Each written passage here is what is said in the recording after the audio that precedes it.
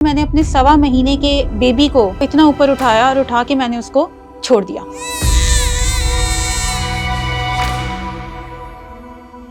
हर काम को एक बोझ समझ के कर रही थी। डिप्रेशन की जो कैफियत होती है वो एक्सट्रीम पर होती है। जो बुरा हुआ है वो शायद इस बच्चे की वजह से हुआ है। इंसान अपने आप को नुकसान पहुंचाने की भी कोशिश कर रहा होता है। रोना है इनका, अगर मैं इनके करीब जाता हूँ तो ये रोने लग जाती हैं। क्या ये तमाम माओं के साथ होता है मसला? जो माँ सुनती है वो बच्चा भी सुनता है। ये कौन से तुमने जो है वो नए नए चोचले निकाल लिए? हमने भी 5-5 बच्चे पैदा किए। मसला मेरे साथ तो हुआ था, तो इसने इतना सर पे क्यों चढ़ा के रखा है? ससुराल वालों ने तुम्हें भेजा तो हम नहीं रखेंगे, तो ये ड्रामे अपने बंद करो। ये काम तो तुम अपने घर जाके करना। आप शायद अपनी रिस्पॉन्सिबिलिटीज से भाग रहे होते हैं। मैं तो पढ़ना चाहती थी, लेकिन अब मुझे सुबह में उठ के पहले नाश्ता बना के देना। अचानक से एक और ब्लास्ट आएगा कि हम पोता पोती का मुंह देखना चाहते हैं। इस तरह से वो एक्सेप्ट ही नहीं कर पाती। जब वो क्रॉल करके अपनी माँ के पास गया किचन में, मम्मा मम्मा बोलते हुआ, तो उसने फ्राइंग पैन उठा के उसके सर पे मार दिया। वो कॉन्स्टेंटली उसको फ्राइंग पैन मारती जा रही थी। जब वो प्रेग्नेंट थी, उसकी डॉक्टर ने उसको ठंडे पानी से नहला दिया था, बर्फ वाले पानी से। दोबारा से उनको बच्चे के साथ जोड़ना है, अपनी लाइफ की तरफ वापस लेकर आना है। मेरी बहन को डिप्रेशन का मसला था, मैंने उसकी दवाइयाँ खा ली थी। मजाक समझे हुआ आपने? बाकायदा उसने सुसाइड कर ली।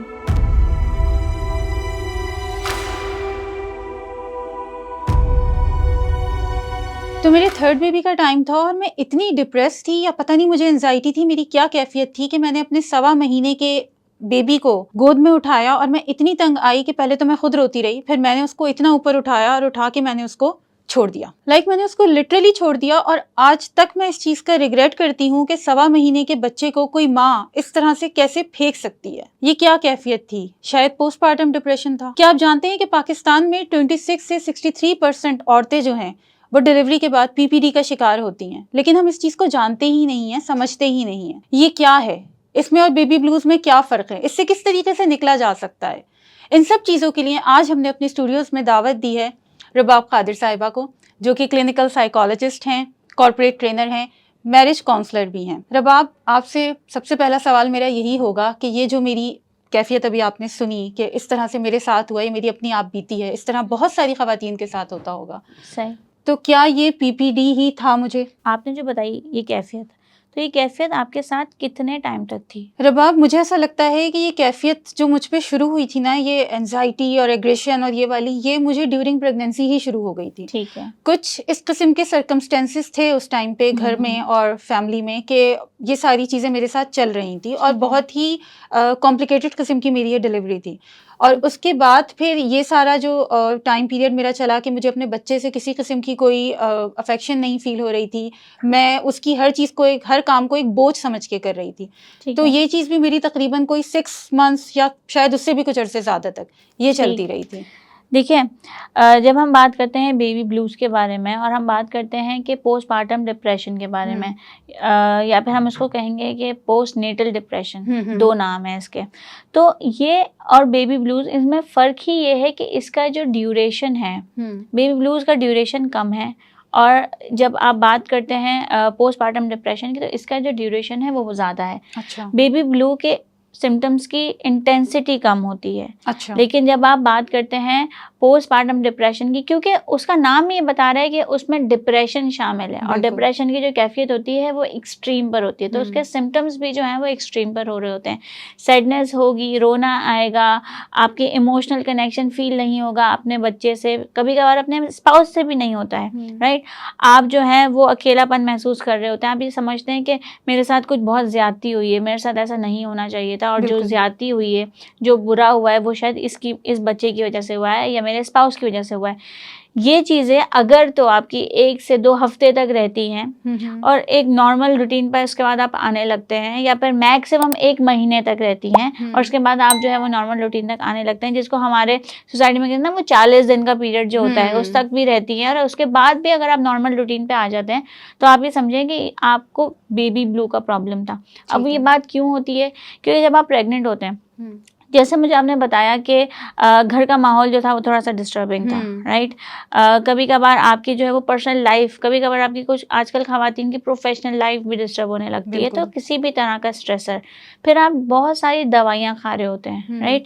वो दवाइयों के जो है वो डिफरेंट जो है वो असरात होते हैं, आपके हार्मोनल चेंजेस जो है वो आ रहे होते हैं, तो बहुत सारी चीज़ों की वजह से आपके जो है वो हार्मोनल जो है वो डिसबैलेंस हो जाते हैं, जिसकी वजह से आपको इमोशनल डिसबैलेंस भी होना शुरू हो जाते हैं। ठीक है, कुछ हमारी बॉडी में डिफरेंट तरह के हार्मोन्स होते हैं।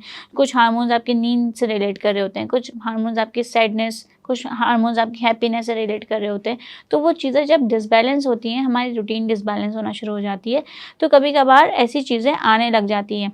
एक नॉर्मल इंसान को देखें आप, अगर वो 3 दिन तक सोया नहीं है तो चौथे दिन वो फ्रस्ट्रेट होगा। बिल्कुल ऐसे ही ठीक है, लेकिन सेम जब आप बात करते हैं एक प्रेगनेंसी की, एक ऐसे टाइम की जब आप जो है वो कंसीव कर चुके हैं या फिर आप जो है वो डिलीवरी कर चुके हैं सारी चीज़ों की, तो आपकी बॉडी में बहुत सारी चीज़ें जो है वो नॉर्मल नहीं रहती हैं, डिसबैलेंस हो जाती है। बिल्कुल। तो बॉडी को कुछ टाइम लगता है। अब ये डिपेंड करता है बॉडी के ऊपर, इंडिविजुअल डिफरेंसेस हैं क्योंकि हमारी बॉडी के ऊपर लगता है, हमारे इम्यून सिस्टम के ऊपर जो है वो मैटर करता है कि एक बॉडी कितनी जल्दी जो है वो रिकवर कर रही है। राइट, सही।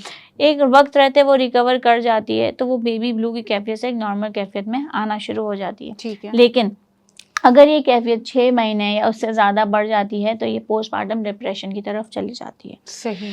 तो जैसे आपने बताया कि मुझे जो है वो 6 महीने से ज़्यादा की कैफियत थी, तो मोस्ट प्रोबेबली हो सकता है अगर आप किसी साइकाट्रिस्ट या किसी साइकोलॉजिस्ट के पास जाती तो वो आपको डायग्नोज कर देता कि पोस्टमार्टम डिप्रेशन के सिम्टम्स जो हैं वो मौजूद हैं। सही। तो रबाब, अभी आपने कहा कि साइकेट्रिस्ट या साइकोलॉजिस्ट के पास अगर आप जाती, तो अब मुझे ज़रा बताएं कि इन दोनों में क्या डिफरेंस है और ये दोनों किस तरीके से अलग अलग तरह से डील करते हैं एक पेशेंट को। देखिए, बहुत ह्यूज डिफरेंस है। अच्छा। साइकाट्रिस्ट जो है वो आपकी प्रेजेंटिंग कंप्लेन सुनते हैं, ठीक है, और आपके वो प्रेजेंटिंग सिम्टम्स के ऊपर मेडिसिन प्रोवाइड कर रहे होते हैं। सही है। राइट, ऐसा नहीं है कि साइकाट्रिस्ट आपको गलत दवाई देंगे या गलत ट्रीटमेंट देगा। अब जाकर आपके दौर में तो ऐसा होने लगा है कि साइकाट्रिस्ट और साइकोलॉजिस्ट दोनों का ट्रीटमेंट आपको साथ लेना पड़ रहा होता है ताकि आप एक चीज़ से जल्दी फौरी तौर पर जो है वो रिकवरी की तरफ जा सकें। राइट, लोगों के दिमागों में बहुत सारे ऐसे मिस बने हुए कि आप अगर साइकाट्री की दवाइयाँ लेंगे तो पूरी ज़िंदगी आपको लेनी पड़ेंगी, या फिर आपको जो है वो रिलैप्स हो जाएगा, या फिर उसको आपको जो है वो दवाइयों की आदत लग जाएगी। बट ऐसा आपके दौर में इसलिए भी नहीं है क्योंकि आप साइकोलॉजिकल ट्रीटमेंट जो है वो साथ ले रहे हैं। तो साइकोलॉजिस्ट जहाँ आपके रूट कॉज पे किस वजह से ये चीज़ हुई है, कौन से ऐसे थॉट प्रोसेस बन गए आपके, कौन से ऐसे कोर बिलीव्स बन गए आपके जिसके बेसिस पे ये फला सिम्टम्स आपने जो है वो ट्रिगर कर दिया है, साथ साथ उन सिम्टम्स के ऊपर साइकाट्रिस्ट की आप दवाई ले रहे होते हैं। तो जो डिफरेंस है वो ये है कि साइकाट्रिस्ट आपको मेडिसिन प्रोवाइड करेगा, साइकोलॉजिस्ट आपको मेडिसिन प्रोवाइड नहीं करेगा। सही। साइकोलॉजिकल ट्रीटमेंट में आपकी थेरेपीज शामिल होती हैं, जिसमें आपकी कॉग्निटिव बिहेवियर थेरेपीज होती हैं, डिफरेंट आपके बिहेवियरल थेरेपीज होती हैं, आपके कॉग्निशंस के ऊपर काम कर रहे होते हैं। ये सारा काम जो होता है ये साइकोलॉजिस्ट कर रहा होता है। और साथ साथ आपके जो मैल एडेप्टिव सिम्टम्स हैं जो आपके लिए जो है वो खतरनाक होते हैं, जैसे आपकी नींद बिल्कुल उड़ जाना, आपके जो है वो नेगेटिव थिंकिंग बहुत ज़्यादा बढ़ जाना, आपकी सोचने समझने की सलाहियत बिल्कुल ख़त्म हो जाना, आपका रोना इतना ज़्यादा बढ़ जाना कि आपको और कुछ समझ में नहीं आ रहा। कभी कभार कुछ केसेस में जो है वो इंसान अपने आप को नुकसान पहुंचाने की भी कोशिश कर रहा होता है। कभी कभार इंसान उस बच्चे को नुकसान पहुंचाने की कोशिश कर रहा होता है, अपने स्पाउस को नुकसान पहुंचाने की कोशिश कर रहा होता है, क्योंकि उसके अंदर उनसे हेटरेट की फीलिंग्स आ रही होती हैं। तो उन तमाम चीज़ों को नॉर्मलाइज करने के लिए हमें मेडिसिन दिलवानी पड़ती हैं। ठीक है। तो जब आप किसी साइकोलॉजिस्ट के पास जाते हैं तो वो आपको साइकाट्रिस्ट के पास रेफर करेगा अगर आपके सिम्टम्स बहुत ज़्यादा इंटेंस हैं। अच्छा। राइट, साथ साथ आपकी काउंसलिंग चलती रहेगी, लेकिन आपको दवाई की ज़रूरत उस वक्त पड़ती है जब आपकी इंटेंसिटी बहुत ज़्यादा बढ़ जाती है। ठीक है। रबाब, आपने कहा कि पोस्टपार्टम डिप्रेशन या पोस्टनैटल डिप्रेशन, हम इसको जो भी नाम दे लें, ये जो है ये 6 मंथ्स या उससे भी ज़्यादा अगर जो है प्रोलॉन्ग करता है तो हम इसको जो है कंसीडर करते हैं पीपीडी या पीएनडी। इसकी बैकग्राउंड हिस्ट्री क्या होती है, ये क्यों होता है? क्या ये तमाम माँओं के साथ होता है मसला जो औरत भी डिलीवर करती है, या कोई ख़ास वजूहात होती हैं? देखिए, ये किसी के साथ भी हो सकता है। सही। लेकिन हम वल्नरेबिलिटी चेक करते हैं। ठीक है। अब वो हम कैसे करते हैं? हम ये देखते हैं कि क्या केस हिस्ट्री में कोई प्रीवियस मेडिकल प्रॉब्लम रही है, साइकोलॉजिकल प्रॉब्लम रही है, उनकी फैमिली में किसी को कोई साइकोलॉजिकल इशू रहा है। राइट, हम ये देख रहे होते हैं कि उनकी जो है वो वर्किंग किस तरह की थी, लाइफ में कितने ज़्यादा स्ट्रेसर्स रहे हैं, ख़ास करके उस टाइम में, जैसे मैंने पहले कहा कि ख़ास करके वो टाइम जो 9 मंथ्स का टाइम है वो कितना ज़्यादा अच्छा गुजरा है, कितना ज़्यादा स्ट्रेसफुल गुजरा है, क्योंकि हमें ये इस बात का बिल्कुल भी अंदाज़ा नहीं है। वो कहते हैं ना कि हमने पुराने ज़माने में बात सुना ज़रूर था कि जो माँ सुनती है वो बच्चा भी सुनता है, जो माँ बिल्कुल। पढ़ती है वो बच्चा भी पढ़ता है। तो माँ जिस एनवायरनमेंट से उस वक़्त गुज़र रही है ना, वो बच्चा भी उसी एनवायरनमेंट से गुज़र रहा होता है। अगर वो स्ट्रेस में है तो बच्चा भी स्ट्रेस में होगा। अगर माँ रो रही है तो वो बच्चा एक्चुअली में रो रहा होगा, मतलब वो एक्चुअली में उसी चीज़ को जो है वो एग्ज़िबिट कर रहा होता है जो उसकी माँ फेस कर रही होती है। In the warm. यस, और उसकी साइकी भी उसी तरीके से बन रही होती है, राइट? तो ये एक बहुत सेंसिटिव टाइम है जिसको जो हमें नहीं लगता, हमें लगता है कि नॉर्मल है, सारी चीज़ें वैसी हो जाएंगी जैसे चल रही है। नहीं, ये बहुत सेंसिटिव टाइम होता है। तो इसमें हमें जो है वो बाकायदा इस चीज़ का चेक रखना पड़ता है कि आपकी जो प्रेग्नेंट मदर है वो वो खुश रहे, वो अच्छे एनवायरनमेंट में रहे, क्योंकि ये एनवायरनमेंट बहुत मैटर कर रहा होता है। फिर मैं आपको एक और चीज़ यहाँ पे ऐड कर दूँ, अगर आपके स्पाउस सिगरेट स्मोकिंग वगैरह ये सब चीज़ें करते हैं तो ये सारी चीज़ें भी असर करती हैं। अच्छा। पैसिव स्मोकिंग बहुत ज़्यादा असर करती है आपके जो है वो प्रेग्नेंट मदर्स के ऊपर। तो जब आप ये कहते हैं कि क्या जो है वो इसकी जो है वो सब्सेप्टिबिलिटी है कि ना कौन कौन सी चीज़ों की वजह से जो है वो हो सकता है, तो हर वो चीज़ जो आपके लिए स्ट्रेसफुल है आपको शायद वो असर कर सकती है। लेकिन रबाब, मसला ये है कि अगर हम बात करते हैं पीपीडी की, और अगर हम किसी को बताने भी जाएं, किसी से हेल्प सीख करना चाहें, फैमिली और फ्रेंड्स की स्पेशली मैं बात कर रही हूँ, तो आगे से ये सुनने को मिलता है कि ये तो कोई नए ड्रामे लेकर आ गई हो, या ये कौन से तुमने जो है वो नए नए चोचले निकाल लिए, हमने भी 5-5 बच्चे पैदा किए थे और हम तो दूसरे दिन उठ के खड़े हो जाते थे, ये क्या तरीका है कि तुम्हें हेल्प चाहिए और तुम्हें ये चाहिए, तुम्हें वो चाहिए। तो मतलब हमेशा एक हमें जो है ना वो नेगेटिव किस्म का ही रिस्पॉन्स मिलता है अगर हम किसी से भी हेल्प लेने के लिए जाएं। सिर्फ फ्रेंड्स एंड फैमिली की मैं बात कर रही हूँ। मुझे पता है पॉजिटिव रिस्पांस मिलता कहाँ पर है, यही बात है ना कि नहीं मिलता है। तो लेकिन इस सिचुएशन में, क्योंकि एक मदर है, वो न्यू मदर है, ऊपर से वो एक स्ट्रेस से, एक डिप्रेशन से गुजर रही है, फिर साथ में उसको जो है वो रिस्पॉन्स भी इस तरह का है, तो किस तरह से लोगों को अवेयरनेस क्रिएट की जाए कि भाई ये एक मसला है, एक ऑथेंटिक मसला है जो साइंटिफिकली प्रूवन है और आपको इसको जो है वो सीरियस लेना चाहिए। देखिए प्रॉब्लम तो हमारी सोसाइटी की है ही ये कि हमने लोगों से एम्पैथाइज करना ही छोड़ दिया है। सही बात है। हम क्या करते हैं कि मसला मेरे साथ तो हुआ था तो हल हो गया ना, तो इसने इतना सर पे क्यों चढ़ा के रखा है? क्योंकि आप अलग हैं भाई, आपकी पर्सनैलिटी अलग है, आप इंडिविजुअल डिफरेंसेस पे फोकस नहीं कर रहे, इसलिए ये बात कर रहे हैं। आपकी रेजिलियंस अलग है। क्या पता है कि मुझे कोई मसला जो है वो परेशान कर रहा है, वो आपके लिए कुछ भी नहीं है, सही। और शायद आपके लिए जो मसला कुछ भी नहीं वो मेरे लिए बहुत बड़ा मसला है। ठीक है, तो हमें यहाँ पे देखना पड़ेगा कि शायद इंडिविजुअल डिफरेंसेस मैटर करते हैं, एग्जिस्ट करते हैं। तो हम अपने आप से किसी को कंपेयर ऐसे नहीं कर सकते कि ये चीज़ मेरे साथ हुई थी, मैंने तो कोप कर लिया, उसने क्यों नहीं किया, ये सारे ड्रामे हैं, राइट? तो ये चीज़ हम इसलिए नहीं बोल सकते क्योंकि हर किसी की पोटेंशियल, हर किसी की कैपेबिलिटीज़ अलग होती हैं। सही। तो यहाँ पर लोगों में वाकई में एम्पैथी जो है वो ख़त्म हो जाती है, क्योंकि देखिए अगर कोई औरत है, राइट, शादीशुदा औरत है, उसको पोस्टपार्टम डिप्रेशन का मसला है, ठीक है, सबसे ज़्यादा जो नेगेटिव एक फीडबैक वो लेगी, वो किसका लेगी? अपने हस्बैंड का लेगी। अगर हस्बैंड नहीं भी दे रहा तो अपने इन लॉज की तरफ से आ रहा होगा, कभी कभार उसके खुद के घर की तरफ से आ रहा होता है कि तुम क्या ड्रामे लेके बैठी हुई हो, और अगर तुम घर वापस आ गई और ससुराल वालों ने तुम्हें भेजा तो हम नहीं रखेंगे, तो ये ड्रामे अपने बंद करो। तो अगर हम थोड़ी सी हिस्ट्री की तरफ जाएं कि एक लड़की है जिसकी शादी नहीं हुई है, राइट, तो छोटी बच्ची है, रिश्ते ढूंढने जा रहे हैं, उसकी डिफरेंट ख्वाहिशात हैं, 16-17 साल की लड़की है वो। हम क्या जुमले सुनते हैं, आप बताएं, आपने कौन से जुमले थे जो सुने थे? बताएं। बिल्कुल, हम बल्कि डिस्कस भी कर रहे थे कि भाई ये काम तो तुम अपने घर जाके करना, अपने ससुराल जाके करना, घूमने जाओ तो अपने मियाँ के साथ जाके जो है वो मतलब कुछ भी करना है, कुछ भी करना है तुम्हें तो तुम अपने घर जाके करना। हम ये जुमला मैंने तो बहुत सुना है, बैक ऑफ माइंड में बिठा दिया जाता है। हमने बच्चे के दिमाग में ये जुमला बिठा दिया कि ये तुम्हारा घर नहीं है, घर है तुम्हारा वो, और तुम्हारी सारी ख्वाहिशात उस घर में जाके पूरी होंगी। सही। ठीक है, ये फला चीज पहननी है अपने शौहर के साथ पहन लेना, फला जगह जाना है अपने शौहर के साथ चले जाना, ये ड्रामे यहाँ नहीं चलेंगे। ये सारे जुमले हम बोलते जाते हैं। किसी को पढ़ना है अगर आगे तो अब अपने शौहर के घर जाके पढ़ना, किसी को जॉब करनी है तो अपने शौहर के घर जाके करना। हम ये बात नहीं सोचते कि ना हम इसको अभी इस चीज से रोक रहे हैं, और अगर शायद हम जान छुड़ा रहे होते हैं उस चीज से, शायद अपनी रिस्पॉन्सिबिलिटीज से भाग रहे होते हैं। हम ये नहीं सोचते कि क्या हम उस घर का सिस्टम ऐसा है, चलो हमारे घर का तो नहीं, क्या उस घर का सिस्टम ऐसा होगा कि वो सारी चीजों से मिले वहां हाँ, पे। शादी हो गई इस लड़की की, उस जहन में, उसके जहन में क्या चीज है कि अभी मैं जो कुछ भी कहूंगी वो पूरा वो हो जाएगा। पूरा हो जाएगा। वो तो फैंटेसी में बैठी हुई है ना, हाँ। अगली सुबह में सब पूरा हो वो जाएगा। अलादीन का चिराग समझ गई हाँ, अपने अभी ससुराल वो को। शादी है, खुशी खुश है वो बहुत ज्यादा, अभी सुबह होगी सारी मेरी वो ख्वाहिशात पूरी होंगी जो मैं बचपन से चाह रही थी, राइट।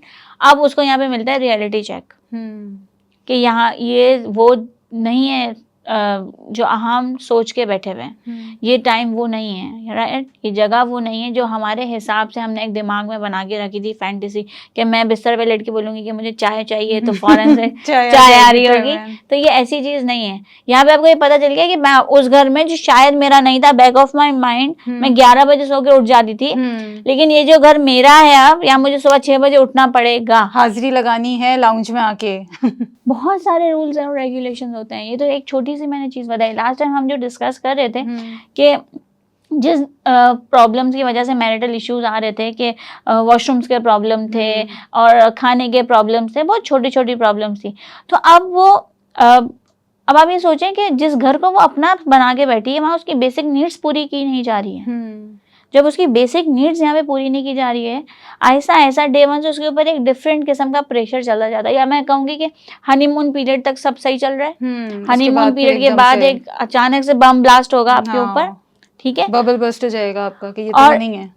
इसके बाद वो क्या है कि जिस प्रेशर से आप गुजर रहे हैं कि अभी मुझे जो है वो सुबह में उठना है, मैं तो पढ़ना चाहती थी लेकिन अब मुझे सुबह में उठ के पहले नाश्ता बना के देना है, मुझे खुद को जॉब करनी थी या मैं खुद जॉब कर रही थी लेकिन मुझे वो मेरी जॉब भी छोड़नी पड़ रही है।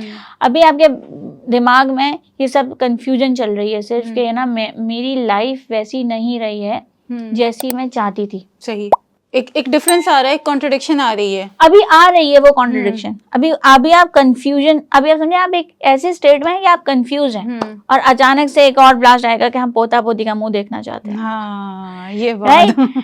फिर क्या होगा, फिर यहाँ पर क्या होगा, एक और नया प्रेशर कि अभी तक आपने अपने आप को संभाला नहीं था इस घर में, ठीक है, अभी तक आपने अपने स्पाउस पे उस तरीके से फोकस नहीं किया था, अभी तक आपने इनकी रूटीन में अपने आप को ढाला नहीं था और अभी आपके ऊपर जो एक और प्रेशर आ गया, फिर इतने टाइम में आप कंसीव कर लेते हैं और एक और प्रेशर आ जाता है आपके ऊपर।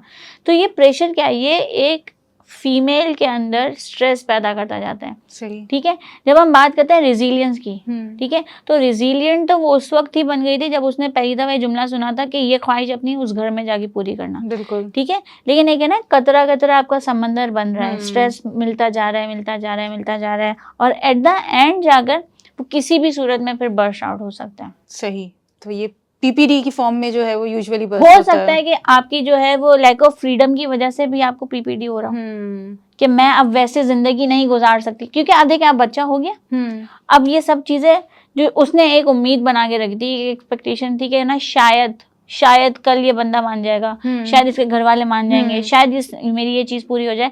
अब यहाँ पे उस शायद को जो है वो फुल स्टॉप लग चुका है, बिल्कुल, अब तो कुछ हो ही नहीं सकता, अब तो बस बच्चा है, मुझे उसे देखना है, अब ये बच्चा है और मुझे इसको देखना है और मेरी लाइफ जो है वो खत्म हो चुकी है। मैं ये नहीं कह रही कि उसकी ये सोच जो है ये बिल्कुल सही है, तो देखने वाले ये ना सोचे कि मैं ये कह रही हूँ कि आपकी ये सोच जो है वो बिल्कुल सही है। मैं ये कह रही हूँ इन सोचों की वजह से, इन ओवर थिंकिंग की वजह से उसके अंदर डिप्रेशन की कैफियत पैदा हो रही है। सही, वो अकेलेपन में जाती जा रही है, ऐसा ऐसा आइसोलेशन की तरफ जाती जा रही है, राइट। हम कहीं पे भी इस सोच को वैलिडेट नहीं कर रहे हैं कि ये अगर ये सोच रही है तो ये बहुत अच्छा सही नहीं कह रहे हैं, लेकिन ये है, लेकिन देखें ये नेगेटिव थिंकिंग है, इसीलिए तो डिप्रेशन बन रहा है, बिल्कुल, राइट। लेकिन ऐसा ऐसा करके क्या हो रहा है कि वो अपने आप को आइसोलेट करती जा रही है। वो उस वी की जो एक होता है ना कि वी का कॉन्सेप्ट, जब शादी करता है एक इंसान तो क्या होता है, वी का कॉन्सेप्ट, हम का कॉन्सेप्ट, वो उस वी से मी की तरफ जाती जा रही है। वो उस मी के कॉन्सेप्ट पे फोकस करी है कि मेरी लाइफ खत्म हो गई है, ठीक है, मेरी इस बच्चे की वजह से मेरा फ्रीडम चला गया है, मैं जैसे जिंदगी गुजारना चाहती थी मैं वैसे नहीं गुजार सकती, मैं जैसे कपड़े पहनना चाहती थी मैं वैसे नहीं पहन सकती। आपकी बॉडी चेंजेस आ जाते हैं जब आपके जो है वो डिलीवरी होती है, तो हर उस चीज से प्रॉब्लम होने लगी है, इसलिए इस बच्चे से इमोशनल कनेक्शन भी खत्म हो गया। सही, ऐसे ही एक्सेप्ट करना ही नहीं है इसको, जैसा बस चाहिए ही नहीं मुझे, इस तरह से वो एक्सेप्ट ही नहीं कर पाती। रबाब, आपके पास आते हैं, आपके पास पेशेंट्स आते हैं, क्लाइंट्स आते होंगे आपके, तो कोई ऐसा सिवियर केस जो आपने देखा हो पीपीडी की वजह से, कि घर वालों ने निगलेक्ट किया और इतना सिवियर हो गया वो पीपीडी? बहुत केसेस आते हैं और यकीन करें कुछ ऐसे केसेस होते हैं जो रिग्रेट में आ रहे होते हैं। मुझे याद पड़ता है एक केस था कि वो बच्चे को, उस बच्चे से माँ को इतनी नफरत हो गई थी। अच्छा, 6 महीने का था वो बच्चा और वो मम्मा बोलना शुरू किया था उसने। ये और उस खैर हमारे पास जब वो पेशेंट आई थी तो बच्चा तो नहीं था उसका, क्योंकि उसने अपने बच्चे को मार दिया था। खुद ही मार दिया था? खुद ही मार दिया था। कैसे मार दिया था? जब वो क्रॉल करके अपनी माँ के पास गया किचन में, मम्मा मम्मा बोलते हुआ, तो उसने फ्राइंग पैन उठा के उसके सर पे मार दिया। उसको उसका मम्मा बोलना जो था वो नफरत दिलाता था कि ये मुझे माँ क्यों बोलता है, मैं इसकी माँ नहीं हूँ। ये डिनाइल फेस था उसका। तो वो फ्राइंग पैन उसने उस बच्चे पे मार दिया, तो फिर उस बच्चे का क्या हुआ? वो बच्चे का सर फट गया। वो बच्चा जो था वो उसी वक्त मर गया। उसने इतने बुरे थे, वो ऐसा नहीं था कि एक दफा मारा, वो कॉन्स्टेंटली उसको फ्राइंग पैन मारती जा रही थी। जब हमारे पास वो आई है तो वो उस बच्चे के डेथ के 6 महीने बाद आई है और वो इतना एक्सट्रीम लेवल पे जा चुका था। शुरू उसका पीपीडी से ही हुआ था, ऐसा नहीं था कि उसको पहले से प्रॉब्लम थी, लेकिन वो इतना एक्सट्रीम लेवल पे जा चुका था कि अब वो ऐसा ऐसा आपने जो है वो एक दफ़ा उसने अपनी सांस पे छुरी उठा ली और द मोमेंट उसने अपनी सांस पे छुरी उठाई, वही उनका जो था वो लास्ट था कि आज उसको हॉस्पिटल लेके जाना है। उससे पहले उन्हें ख्याल नहीं आया? नहीं, उसके पहले उनको कोई ख्याल नहीं आया था। मतलब उसने अपने बच्चे को मार दिया और उन घर वालों को ख्याल नहीं आया कि हमें इसको लेकर जाना है डॉक्टर के पास? उनके हिसाब से वो तो नॉर्मल ही नहीं थी। हालांकि शादी जो थी वो बहुत नॉर्मल हुई थी, सारी चीज़ें बहुत नॉर्मल हुई थी। उसने अपने प्रेगनेंसी के टाइम में बहुत ज़्यादा स्ट्रेस जो था वो फेस किया था अपने इन लॉज की तरफ से, जिसकी वजह से उसके अंदर ये पीपीडी के सिम्टम्स पैदा हो गए थे और उसने ये वाला एक्ट किया। इसके बाद भी काफ़ी अरसे तक जो है वो उसको एक हमारे मैं उस दवाई का नाम नहीं लूँगी, लेकिन वो दवाई जो है वो ख़ास करके नींद के लिए दी जाती है कि सुकून की दवाई है, नींद की दवाई है। उसका हस्बैंड उसको वो देते रहते थे सेल्फ मेडिकेशंस के ऊपर। जी बिल्कुल, कि आप अभी सोती रहें। लेकिन हमें ये बिल्कुल अंदाज़ा नहीं है कि सेल्फ मेडिकेशंस आप उसे जो है वो स्लो पॉइजन दे रहे हैं। आप डॉक्टर नहीं हैं, प्लीज़ अपने आप को डॉक्टर मत समझें। अच्छा रबाब, तो आपने एक बहुत ही एक्सट्रीम कंडीशन जो है वो भी हमारे साथ शेयर की है। आप ये बताएं कि वैसे भी जो जर्नल एक कंडीशन होती है पोस्टपार्टम डिप्रेशन की, उस सूरत में जो एक माँ को हो रहा है, वो माँ फेस कर रही है, तो उस सूरत में उसकी जो रिलेशनशिप्स हैं, जो उसके इन लॉज के साथ रिलेशंस हैं, जो उसके स्पाउस के साथ रिलेशंस हैं, उन पे किस हद तक जो है वो असर होता है? बहुत बुरा असर होता है, क्योंकि देखिए मेंटल हेल्थ या मेंटल इलनेसेस का अनफॉर्चुनेटली हमारी सोसाइटी में इतना रुझान नहीं है। ठीक है, तो ज़्यादातर जो इन लॉज आपको डील करेंगे वो टॉन्ट्स मारना कि इसको काम नहीं करना है, काम से बचना है, पूरा दिन सोते रहना है। देखिए ये आपके लिए, मैं एक एग्जाम्पल देती हूँ, लोगों को वो फ़नी भी लगती है। मैं कहती हूँ जब आप ऑटो में बैठते हैं तो ऑटो चलता है, ऑटो जब चलता है तो आपको कैसे पता चलता है ऑटो चलता है? बताएं कैसे पता चलता है? चलना शुरू हो जाता है। नहीं, लेकिन ऑटो में स्टार्ट किया है तो कैसे पता चलेगा कि वो स्टार्ट हुआ है? आवाज आती है ना, एक आवाज आती है, थोड़ा सा आपका ऑटो है वाइब्रेट करता है, पता चलता है कि अभी शुरू होने वाला है, राइट?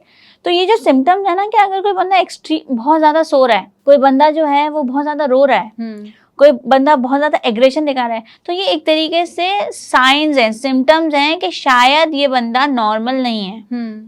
तो उसको आप साइंस समझ के पहले देखें कि क्या ये शुरू से ऐसा था। अगर ये शुरू से ऐसा नहीं था तो अचानक से क्या हुआ है जिस इवेंट के बाद ये ऐसा हो गया है। ठीक है, तो ये कौन देखेगा? ये इंसान वो खुद नहीं देखेगा, उसको तो होश ही नहीं है, उसको पता ही नहीं है। ये देखेंगे उसके साथ में रहने वाले। सही। मसला ये है कि हम एक दूसरे पे अब इतना ध्यान ही नहीं देते, हम एक दूसरे को इतना टाइम ही नहीं देते, हम एक दूसरे पे इतना फोकस ही नहीं करते कि हमें ये पता चले कि सामने वाला बंदा उसमें कोई चेंजेस आए हैं कि नहीं आए। बिल्कुल सही बात है, राइट? तो जब हम एक दूसरे पे ध्यान देंगे ना, हमें पता चलेगा कि आप मेरे साथ रहती हैं, तो मुझे ये बात पता होनी चाहिए कि आपको आज अगर गुस्सा आ रहा है तो क्यों आ रहा है इतना ज्यादा गुस्सा। चले 1 दिन 2 दिन 3 दिन 2 हफ्ते तक आपका एक जैसा मूड है, तो क्या एक इंसानियत के नाते फर्ज नहीं बनता किसी का पूछने का क्या हुआ है? बिल्कुल सही। हम क्यों नहीं पूछते? क्योंकि अनकॉन्शियसली हमें ऐसा लगता है कि यार कहीं जिम्मेदार हम खुद ना बन जाएं। तो इट्स बेटर कि पूछो ही नहीं, तो यानी उल्टा आप भी ब्लेम जान डाल दो, छुड़ा रहे होते हैं बस। उल्टा ब्लेम डाल दोगे यार ये तो है ही ऐसी, हम्म। ठीक है, बट वो ऐसी नहीं थी, ठीक है, वो किसी वजह से ऐसी हुई है ना। अब आपको ये देखने की क्या वजह है, क्या पता है, आप अगर खुद एनालाइज करें सिचुएशन तो आपको पता चलेगा कि हाँ डिलीवरी हुई है, डिलीवरी के बाद जो है ये इस तरह के चेंजेस आना शुरू हो गए, ठीक है। जब आपने एनालाइज किया, आपको पता चल गया, तो माएँ क्या होती है, माएँ सासें घर की बड़ी है, बैठ के समझाती हैं, ठीक है। हमारे यहाँ पे उल्टा होता है, ताने पड़ते हैं कि तुम तो ऐसी हो गई हो, तुम तो ये हो गई हो, तुम तो वो हो गई हो, तुम्हें बस काम नहीं करना है, तुम्हें इस तरह रहना है, उस तरह रहना है। दुनिया का निराला बच्चा पैदा कर लिया है क्या जो इस तरह की बहुत हरकतें हो सारी रही चीजें हो हैं? रही है, क्या तुमने ही किया है पैदा, हम 5-5 बच्चे पैदा करके बैठे हैं।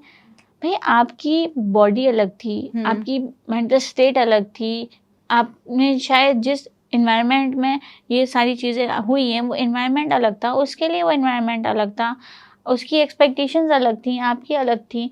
तो आप जब किसी को स्पेस देंगे, किसी को सुनने की कोशिश करेंगे, किसी को रिस्पेक्ट करेंगे, उसी तरीके से एक्सेप्ट करेंगे जैसा वो है, तो शायद आपको किसी साइकोलॉजिस्ट के पास जाने की ज़रूरत नहीं पड़ेगी, माहिर एहसासात हो जाए, माहिर नफ्सियात के पास जाने की ज़रूरत नहीं पड़ेगी। कितनी अच्छी बात की आपने, माहिर एहसासात हो जाएं तो माहिर नफ्सियात की ज़रूरत ही नहीं है। रबाब, ये सारी बातें हम बात कर रहे हैं इस वक्त के पीपीडी जो है वो ट्रिगर हो रहा है या पीपीडी उसमें आ रही है, एक जोन में आ रही है माँ जो है, तो क्या ये कोई आपके हो सकता है कि प्रेगनेंसी से पहले की कोई ऐसे ट्रॉमास हों या कोई ऐसे इंसिडेंट्स हों या उससे भी बहुत पहले के कोई बचपन के आपके, तो क्या वो चीज़ें भी हैं जो यहाँ पे आके ट्रिगर करती हैं?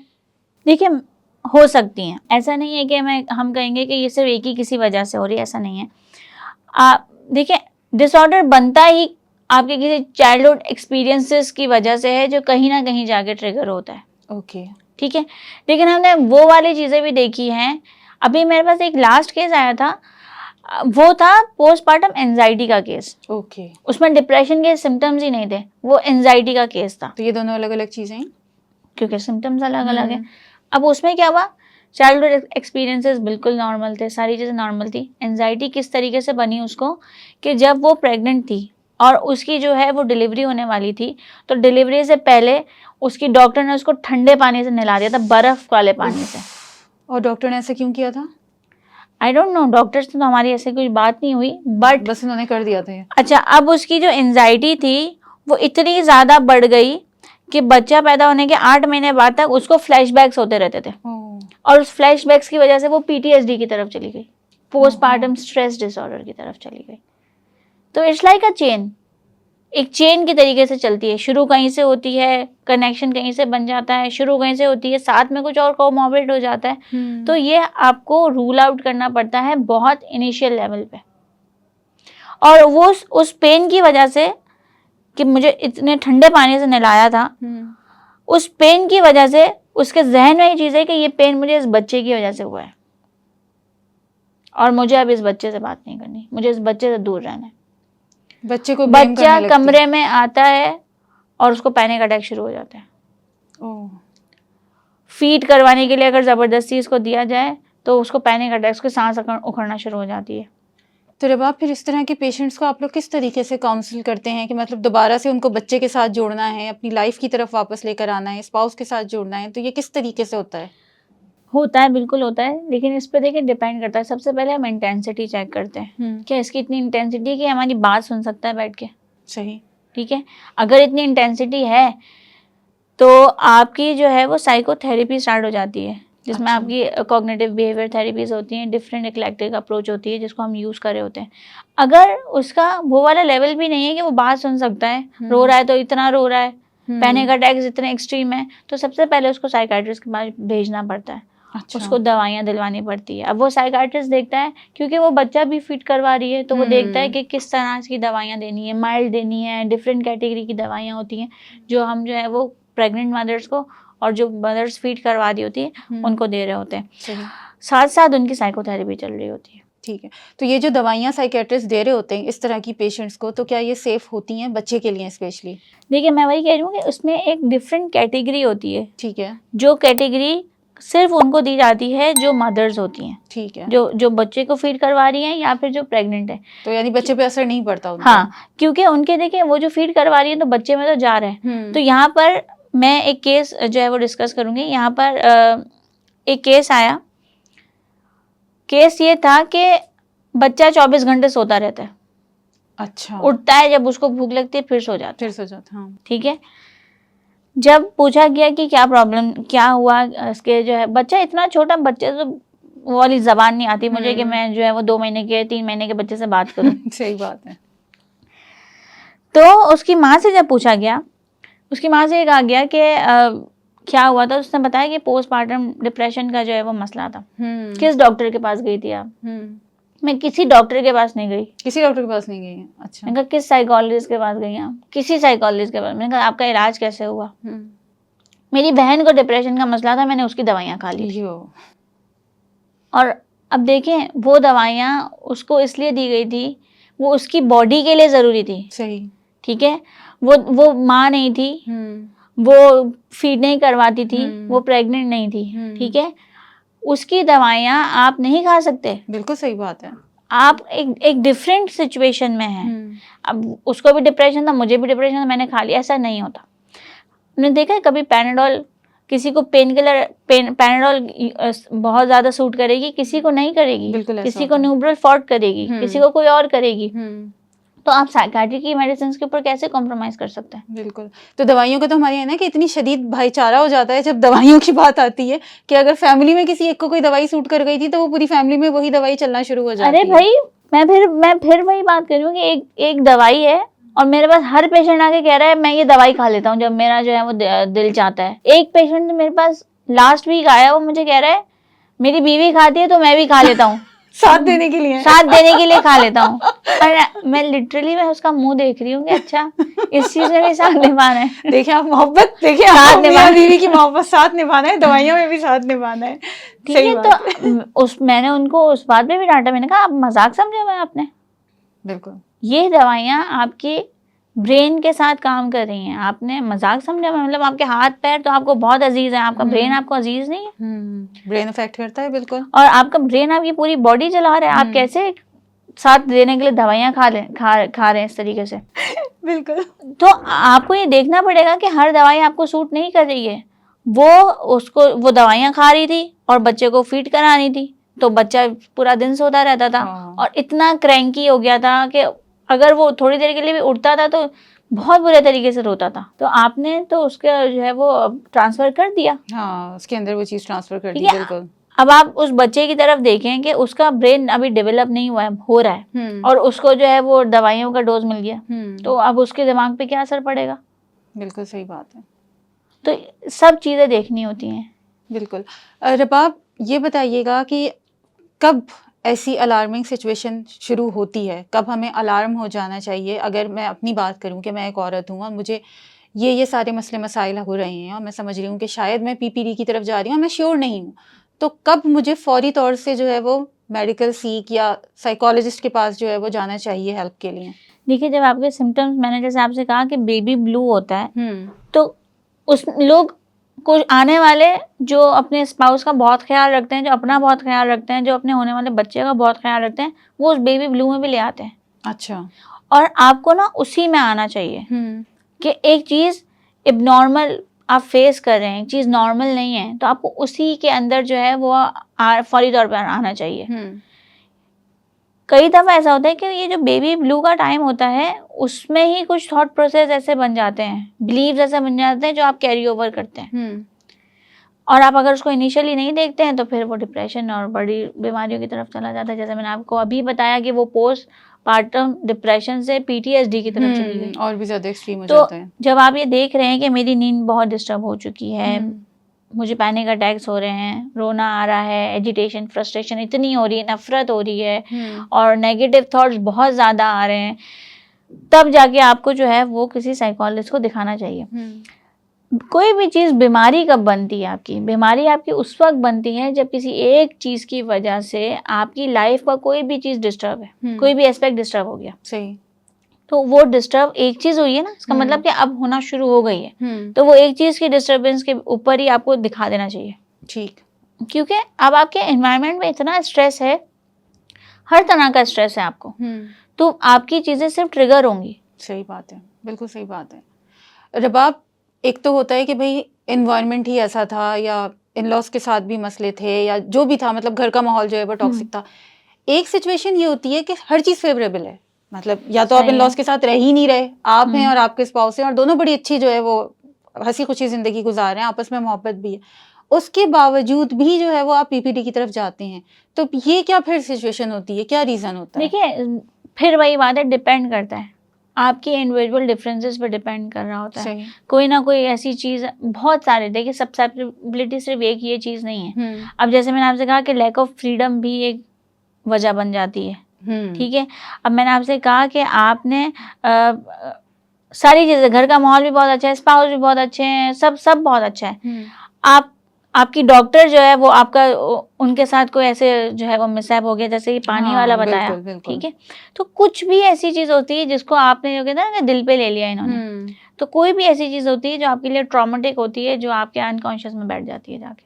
सही। और वो पेन से आप जो है वो एसोसिएट कर देते हैं आपके बच्चे को, और ये एसोसिएशन, बेसिकली हम थेरेपी में एसोसिएशन को तोड़ रहे होते हैं। आप लोग किस तरीके से जो है वो बीइंग अ साइकोलॉजिस्ट किस तरह से टेस्ट करते हैं कि ये एंजाइटी है या ये पीपीडी है? क्या इसके कोई प्रॉपर लेबोरेटरी टेस्ट होते हैं या कोई साइकोलॉजिकल टेस्ट ही होते हैं जो आप लोग करते हैं? साइकोलॉजिकल टेस्ट होते हैं इसके। ओके। सेम जिस तरीके से आपके डिफरेंट ब्लड टेस्ट, ये टेस्ट होते हैं आपके, तो उसी तरीके से हमारे साइकोलॉजिकल टेस्ट होते हैं, जिसमें हम हमारे जो है वो डिफरेंट डिसऑर्डर्स के लिए हवाले से भी जो है वो कुछ स्क्रीनिंग टूल्स होते हैं, हमारी कुछ पर्सनालिटी एनालिसिस भी होते हैं, बहुत सारी चीज़ें होती हैं जो हम कस्टमाइज करते हैं पेशेंट के हिसाब से। हम हर टेस्ट हर पेशेंट पे नहीं इस्तेमाल करेंगे, ठीक है, राइट।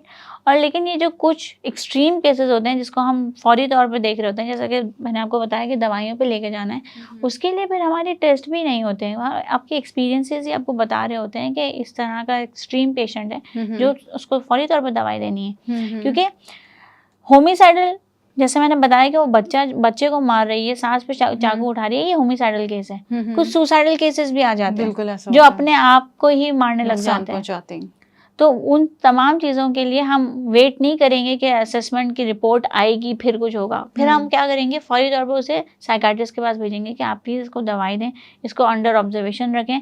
इसमें हमारे पास सपोर्ट सिस्टम बहुत मैटर करता है, ठीक है। सपोर्ट सिस्टम आपका मैं कहती हूँ कि कोई भी डिसऑर्डर, कोई भी मेंटल इलनेस आपकी जो है वो फौरी तौर पर रिकवर शुरू हो जाएगी जब आपका सपोर्ट सिस्टम मैटर करेगा। बिल्कुल। जब आपका इस तरह के केसेस आते हैं जिसमें पेशेंट अपने आप को ही नुकसान पहुंचा रहा है या पहुंचाने वाला है या कह चुका है कि मैं पहुंचा दूंगा, ठीक है, और उसका ये जुमला जो ये सही भी है एक तरीके से, वो पहुंचा सकता है, उसके पास एक्सेस है जिस हवाले से उसने बात की है, तो यहाँ पर आपको ये देखना पड़ेगा कि उसके सपोर्ट सिस्टम जो है वो क्या कर रहे हैं। उनको आपको लूप में लेना पड़ेगा कि भाई देखें ये वाली चीज़ जो है वो रिटर्न हो गई है कि इसने इस तरह की बात की है। अब मेरे पास ये 24 घंटे तो थेरेपी में नहीं बैठ सकता कि मैं इसको अपने पास कमरे में सामने लेके बैठे रहूं कि ना ये कुछ कर ना ले। मॉनिटरिंग जहाँ ये रहता है वहाँ के लोगों को लूप में लेना पड़ेगा, आपको लूप इन करना पड़ेगा आपको। तो यानी कि आप जो है वो फिर पूरी फैमिली को भी बुला के काउंसलिंग करती हैं?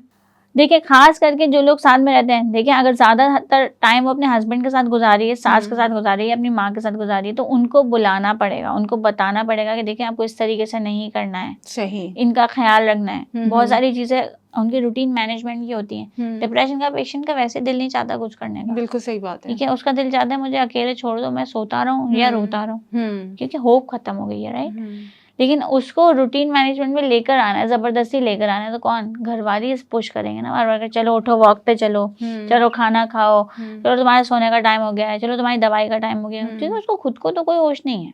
सही बात है। तो यहाँ पर फैमिली का सपोर्ट बहुत मैटर करता है। हर मेंटल इलनेस के अंदर फैमिली का सपोर्ट मैटर करता है। बिल्कुल, फैमिली का सपोर्ट तो मैटर करता ही है, लेकिन क्योंकि स्पाउस जो होता है उसके साथ आप सबसे ज़्यादा टाइम स्पेंड कर रहे होते हैं और जाहिर है वो आपकी हर दुख सुख का साथी होता है, तो उसकी किस हद तक सपोर्ट होनी चाहिए? और अगर एक पीपीडी के साथ वो रह रहा है, एक ऐसे पेशेंट के साथ रह रहा है जिसको पीपीडी है, तो फिर स्पाउस को क्या करना चाहिए उसको सपोर्ट करने के लिए? किस हद तक वो कर सकता है कि वो जॉब पे भी जा रहा है, जाहिर है अपने ऑफिस जा रहा है, फिर शाम में वापस आ रहा है, फिर वो किस तरह से उसको हेल्प आउट करे? देखिए, बहुत सारी चीज़ें होती हैं। स्पाउस का बहुत कोऑपरेटिव भी मैंने देखे हैं, इन्हीं केसेस में मैंने देखे हैं। अभी हमने थोड़ी देर पहले जैसे डिस्कस किया था कि एक औरत आई और वो सारी चीज़ें वो एग्री हो गई कि ठीक है मुझे ट्रीटमेंट की ज़रूरत है। उसका 3rd बच्चा था जिसके बाद उसको डिप्रेशन की चीज़ ट्रिगर कर गई।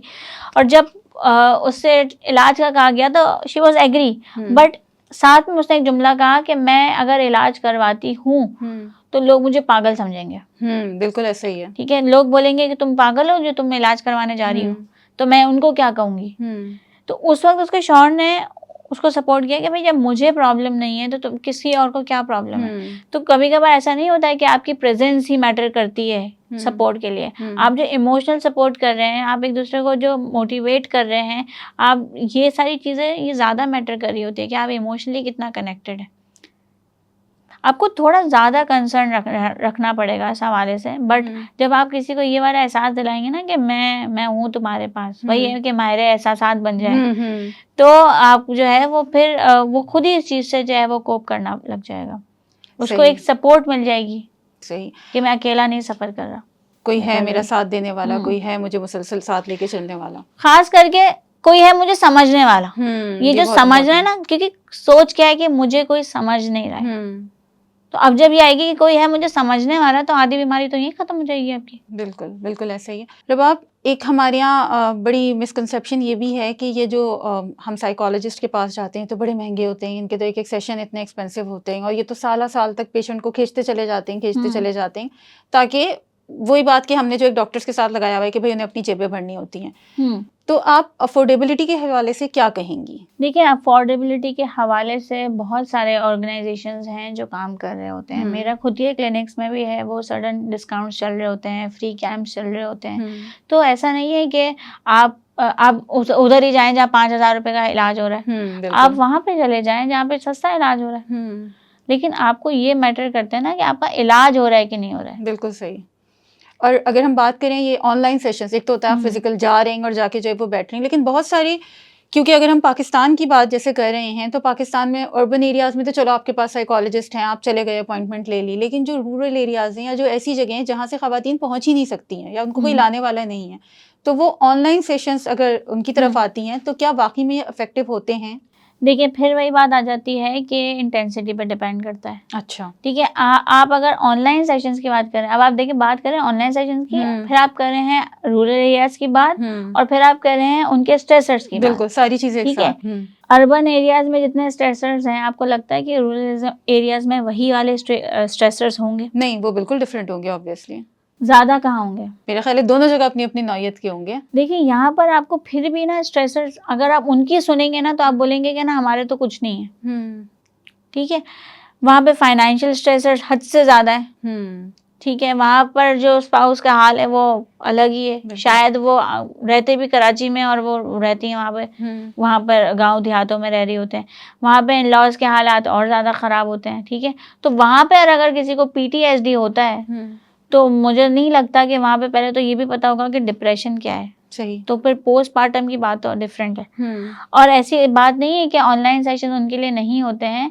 काफ़ी ऐसी ऑर्गेनाइजेशंस हैं जो ऑनलाइन सेशंस जो है वो उन्होंने ऑन किए, बाकायदा उन्होंने टेली काउंसलिंग की सर्विसेज वहाँ पे जाकर दी। सही। वहाँ पे सेंटर्स बनाए कि आप वहाँ पर कॉल करें, हमारे साइकोलॉजिस्ट बैठे हुए और आप यहाँ वहाँ से आप फ्री में कॉल करें और यहाँ पे हम जो आपका फ्री में इलाज करेंगे, आपको पैसे देने की भी ज़रूरत नहीं। वो लोग नहीं आए, क्योंकि मेरा ख्याल है वहाँ पे लोग ना ज़्यादा इन चीज़ों को ये ले लेते हैं कि इस पे तो कुछ मतलब हो गया है, अमल करवा दिया है, जादू हो गया, ये सारी चीज़ें कर रहे होते हैं। असल में जो मसला है वो अवेयरनेस का मसला है, क्योंकि हमने लाइंस खुलवा के देखी बाकायदा। हमने बाकायदा वहाँ पे गए, हमने वहाँ पे सेटअप बनाया बाकायदा कि आप आए, यहाँ पे एक साइकाट्रिस्ट बैठा हुआ है, ये आपको दवाई भी देगा, अगर आपको साइकोलॉजिस्ट की ज़रूरत है फ्री में आपकी जो है वो काउंसलिंग होगी।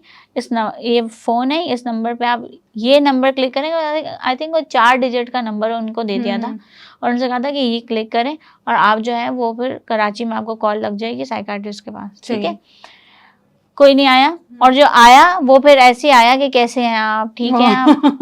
तो देखिए, हम खुद चीज़ों को जो है हम खुद जो अपॉर्चुनिटीज़ को अवेल नहीं करते कभी कभार, और हम सिर्फ कंप्लेनिंग बिहेवियर होता है हमारा कि हमारे पास ये चीज़ नहीं है। लेकिन जब हम लाकर देते हैं, हमारे पास एक्सेस होता है, इसके बाद भी हम उस चीज़ को वैल्यू नहीं देते। तो जब तक हम अपनी मेंटल हेल्थ को वैल्यू नहीं देंगे तो चीज़ें ऐसे ही चलती रहेंगी हमारी। बात फिर वही आ जाती है ना कि हमने मेंटल हेल्थ को कुछ इशू समझा हुआ ही नहीं है, इस वजह से हमने उसकी अवेयरनेस ही नहीं क्रिएट की हुई, और जब अवेयरनेस ही नहीं होगी तो फिर लोग जो है वो क्यों जाएंगे और क्या करने के लिए जाएंगे। चलें, अगर हम अभी रूरल एरियाज़ को एक साइड पे रख देते हैं, शहर में ऐसी ख़वातीन हैं जो नहीं निकल पा रही, जो नहीं आ सकती, ज़ाहिर है बच्चा भी साथ है तो नहीं निकल रही, वो अगर ले रही हैं ऑनलाइन सेशंस आपके साइकोलॉजिस्ट के किसी, तो क्या उनको पीपीडी में वाकई में हेल्प मिलेगी या फिजिकल ही आना ज़रूरी है? देखिए, इंटेंसिटी पर डिपेंड करता है। अच्छा, दो ये भी। आप मुझे एक बात बताएंगे, मैं आपसे कह रही हूँ कि इन पर्सन में कोई बंदा आ रहा है और सीवियर फुल ब्लोन सिम्टम्स के साथ है वो, ठीक है, वो मैं आपसे कह रही हूँ कि वो इन पर्सन आया हुआ है और वो मेरी बात नहीं समझ रहा है क्योंकि उसके सिम्टम्स बहुत हाई हैं। तो आपको लगता है कि सेम पेशेंट ऑनलाइन मेरी बात सुनेगा? नहीं सुनेगा बिल्कुल। इन पर्सन में तो फिर भी उसको घसीट के उसके घर वाले ले आए होंगे, ऑनलाइन तो उसकी मर्जी है, वो बात करे ना करे। ये बात तो सही है। तो हमारे इंटेंसिटी पे डिपेंड करता है। अगर हमारी इंटेंसिटी माइल्ड टू मॉडरेट है तो ऑनलाइन सेशंस फिर भी काम कर जाते हैं, लेकिन अगर मॉडरेट टू सीवियर जा रही है तो आपको इन पर्सन आना पड़ेगा।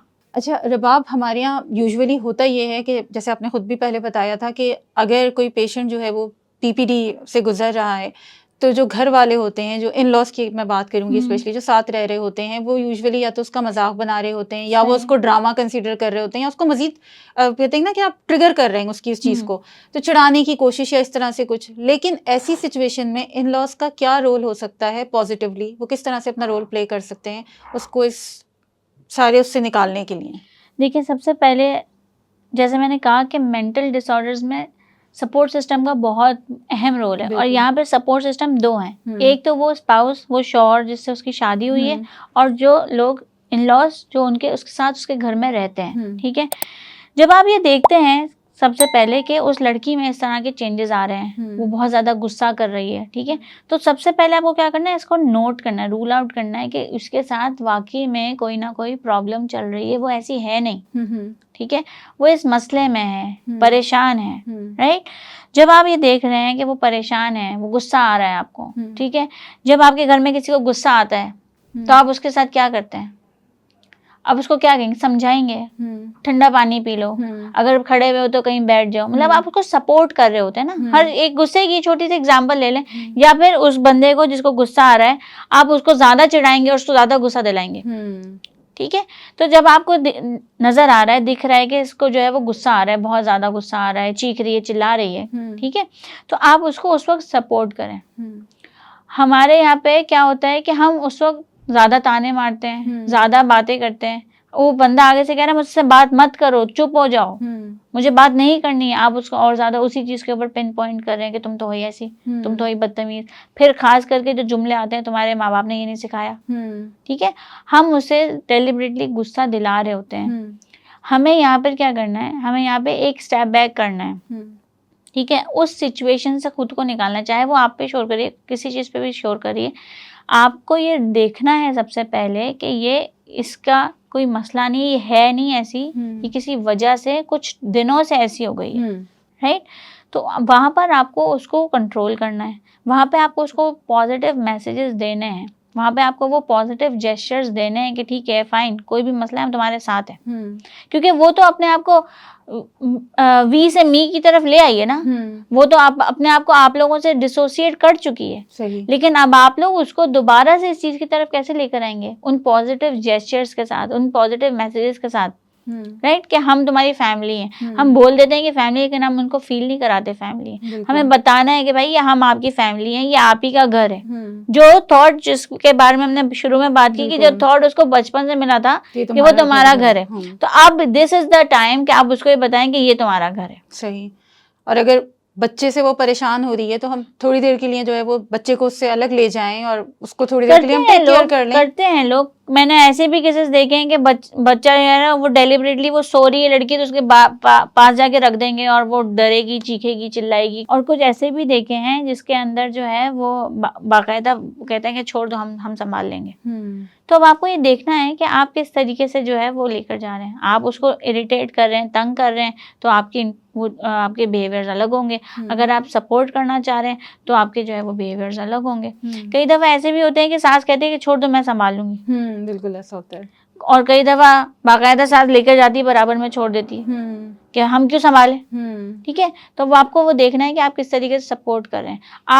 आप जो एक वो चीज़ है ना कि आप वो बताने में कि ये आपका घर है, आप कैसे सिर्फ वर्ड से नहीं बताएंगे, आप अपने जेस्चर से बताएंगे, आप उसको सपोर्ट करेंगे, उसको वो पॉजिटिव मैसेजेस देंगे कि ठीक है फाइन, सारी चीज़ें बेहतर हो जाएंगी, ठीक हो जाएंगी। क्या होता है डिप्रेशन के पेशेंट्स में, होप ही तो ख़त्म हो जाती है। आपको सिर्फ एक होप पैदा करनी है और उसे जो है वो एक डॉक्टर के पास लेकर जाना है, एक साइकियाट्रिस्ट के पास लेकर जाना है। अभी हमने सपोर्ट सिस्टम की बात की, तो हमने बात की कि इन लॉज और स्पाउस जो है वो सबसे बड़ा सपोर्ट सिस्टम होते हैं, उनके साथ वो रह रही होती है। एक स्पाउस किस तरीके से अपनी बीवी को जो है वो इस पोस्टपार्टम डिप्रेशन से निकाल सकता है, किस तरह उसको हेल्प आउट कर सकता है छोटी छोटी चीज़ों में?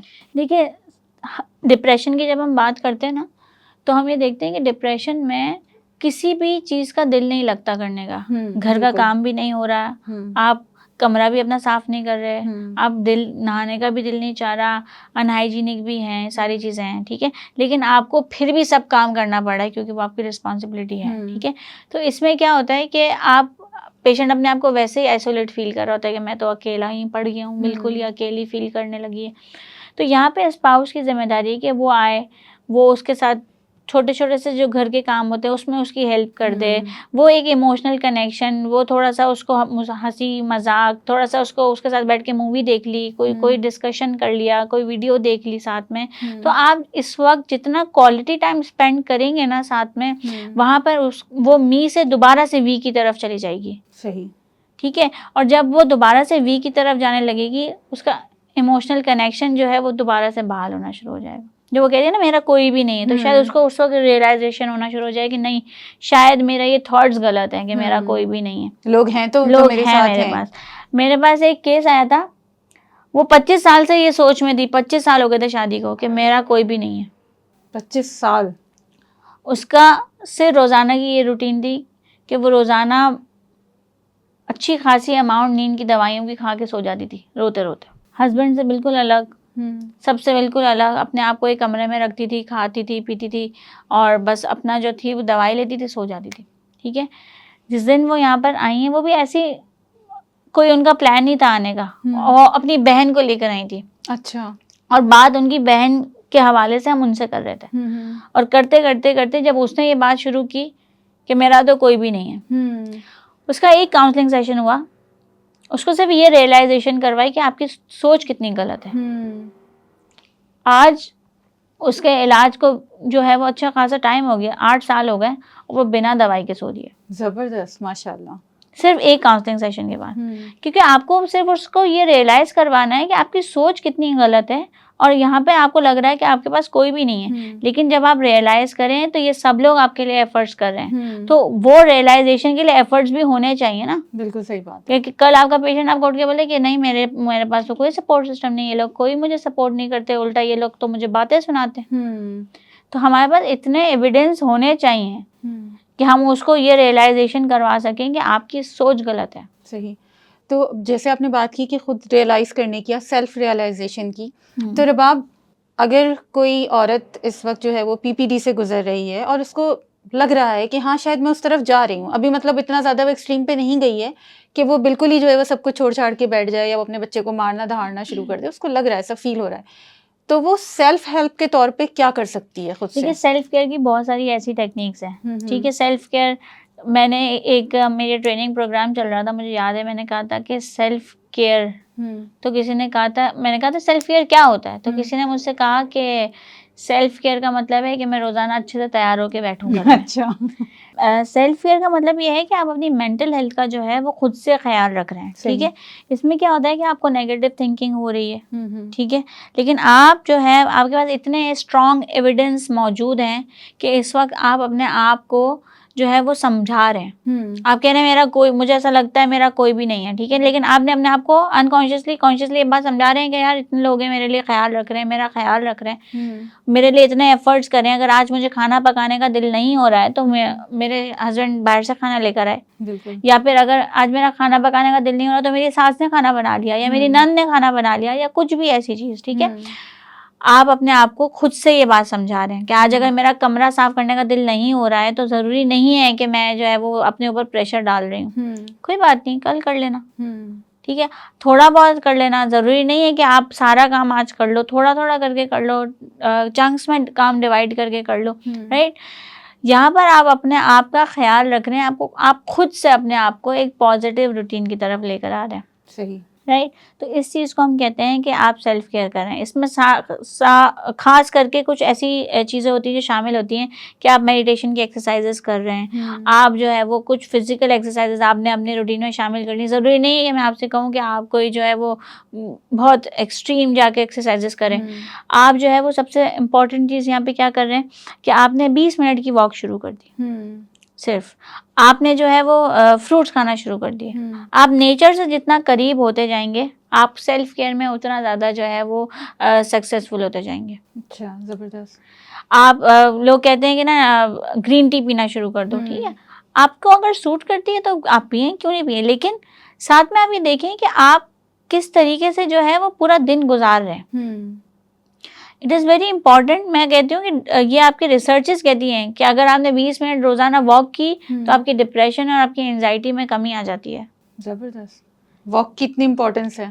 आप, ये कोई नहीं कह रहा कि आप जो है वो जॉगिंग करना शुरू करें, भागना शुरू करें, 20 मिनट को आपके लिए आपको सिर्फ वॉक करनी है और आपकी लाइफ में खुद ही चेंजेस आना शुरू हो जाएंगी। अच्छा रबाब, अक्सर इस तरह के हमारे पास जो है वो कमेंट्स आते हैं या ख़वातीन के मैसेजेस आते हैं कि वो इस चीज़ को रियलाइज़ भी कर रही हैं कि उनको पीपीडी है और उसके बाद फिर जो है वो हेल्प भी ले रही हैं, साइकोलॉजिस्ट के पास भी जा रही हैं, ट्रीटमेंट्स थेरेपीज चल रही हैं उनकी, लेकिन जो उनका घर का माहौल है, जो उसकी असल वजह थी, वो जूं का तूं है, मतलब वो उसी टॉक्सिक इन्वायरमेंट में रह रही हैं जिससे वो ऑब्वियसली निकल नहीं सकती।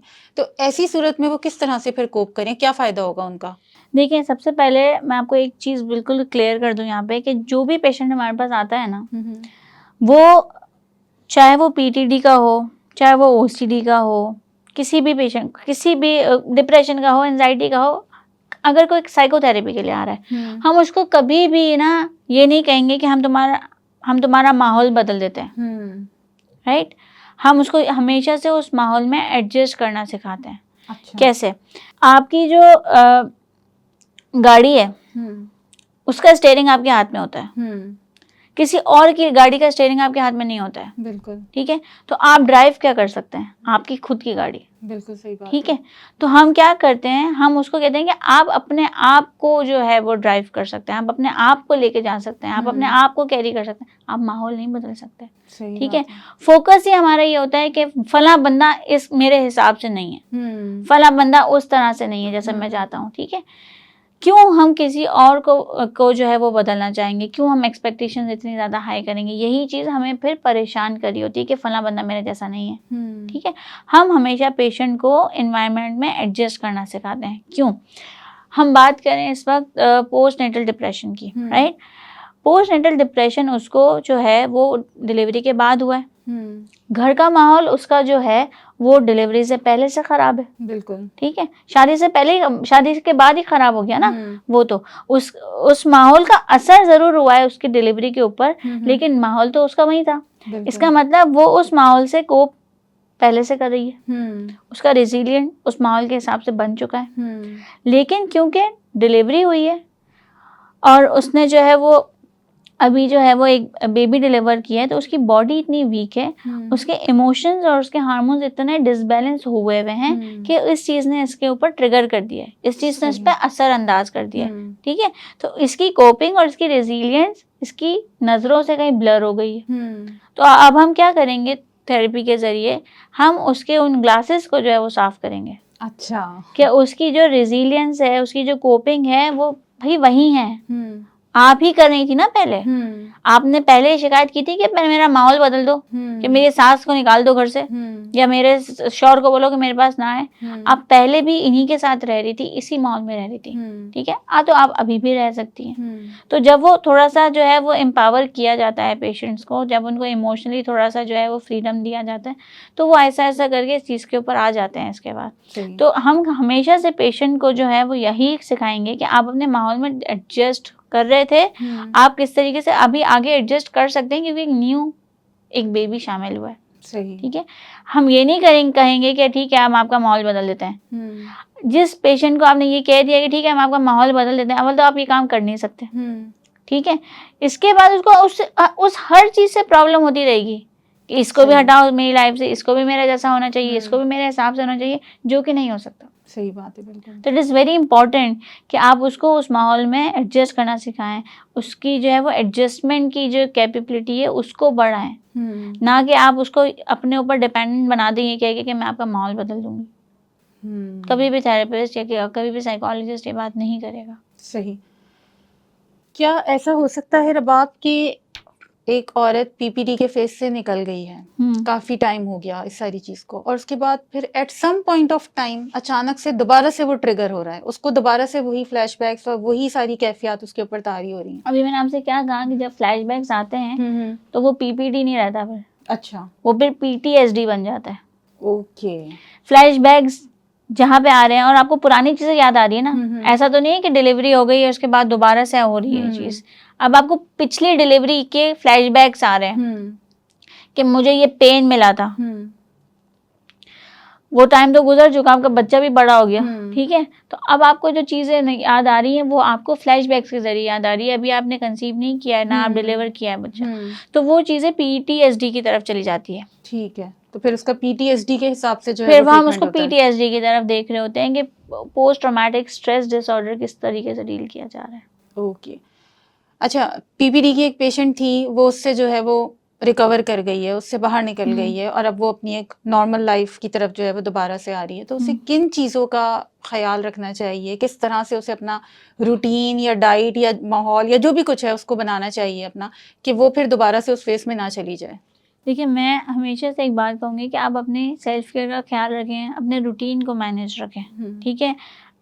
हम दुनिया में 1000 दफ़ा नेगेटिव जुमले बोले, हमें फ़र्क नहीं पड़ेगा अनटिल और अनलेस हम उन नेगेटिव जुमलों पे 1% भी यकीन करना शुरू कर दें और खुद से अपने आप को ये मैसेज देना लग जाएं कि यार ये वाकई जिस बंदे ने बात बोली थी ये सही बोली थी मेरे लिए, मैं वाकई में ये हूँ, ठीक है। तो आप अपने आप को जितना पॉजिटिवली मैसेज देंगे, दिन के स्टार्ट में अच्छे मैसेजेस दें, पॉजिटिव मैसेजेस दें, तो आप जो है वो एक बेहतर लाइफस्टाइल की तरफ जाते जाएंगे। अगर आप अपने आप को नेगेटिव जुमले बोलते रहेंगे तो उसका आउटकम भी नेगेटिव आएगा। तो इट इज़ वेरी इंपॉर्टेंट कि आप अपने रूटीन का ख्याल रख रहे हैं, आप अपने आप को जो है वो पॉजिटिव अफर्मेशंस दे रहे हैं, पॉजिटिव मैसेजेस दे रहे हैं, नेगेटिव जुमले नहीं बोल रहे हैं। जब आप अपने लिए नहीं बोलेंगे तो किसी के लिए भी नहीं बोलेंगे। सही।